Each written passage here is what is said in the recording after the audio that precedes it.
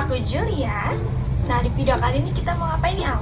Kita bakal cerita-cerita gimana sih pengalaman kita menjaga kekompakan tim di ekstrakurikuler waktu SMA. Nah, kita juga bakal sharing-sharing ke kalian. Nah, betul banget. Jadi ini cerita aku, Ini cerita aku dan dan ini cerita kita.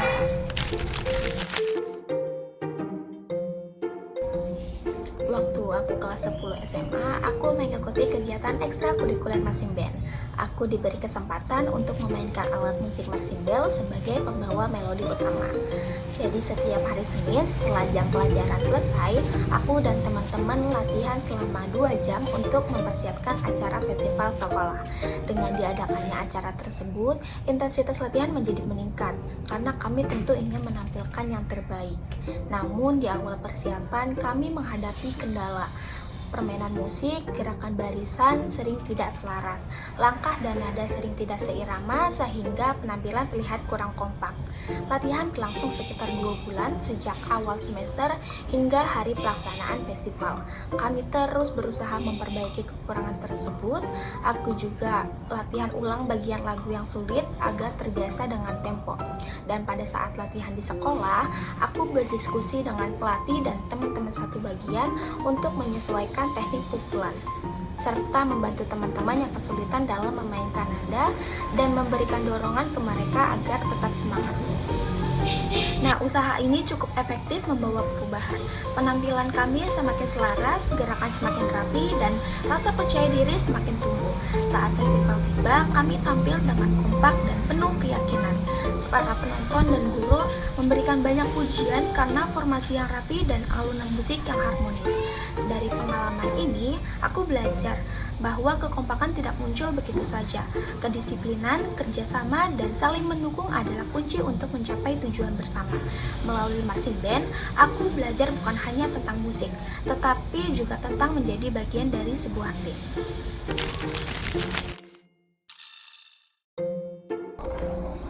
Aku mau cerita nih tentang pengalaman aku saat menjadi anggota organisasi Tari Ratu Jaroh. Kejadiannya itu pas aku masih kelas 11 SMA. Waktu itu kami sedang mempersiapkan lomba antar ke sekolah.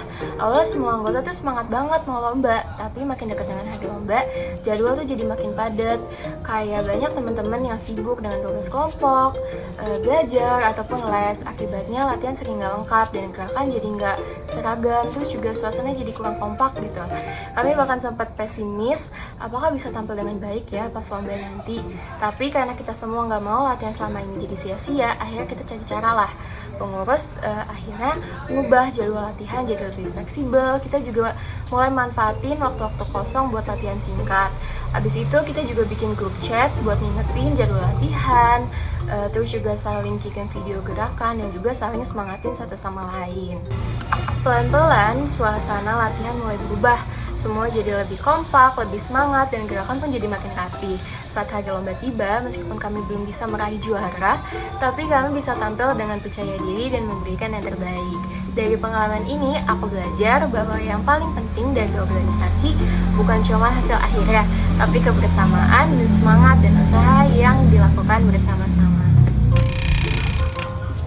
Nah, dari pengalaman ngikutin Ratu Jaroh dan juga marching band, kita sama-sama menghadapi tantangan yang sama, yaitu menjaga kekompakan tim. Saat latihan yang nggak berjalan lancar, kita tuh sempat ngerasa lelah dan khawatir juga apakah kita bakal tampil dengan baik ya. Tapi kita berdua sama-sama milih untuk gak nyerah. Kayak kita saling menyemangatin, saling memperbaiki diri daripada nyerah. Nah, kita juga bisa belajar bahwa kerjasama dan tanggung jawab adalah kunci utama dalam sebuah tim. Hasil memang penting, tapi proses untuk sampai ke sana jauh lebih bermakna. Nah, yang paling menarik dari kisah kita berdua ini, bagaimana kebersamaan bisa tumbuh lewat perjuangan yang dilakukan secara bersama. Dari mulai latihan, rasa capek, sampai akhirnya kita bisa bangga dengan hasil kerja tim sendiri. Nah, jadi gitu aja cerita dari kita, kurang lebih mohon maaf. Ini cerita aku, Ini cerita aku, dan ini cerita kita.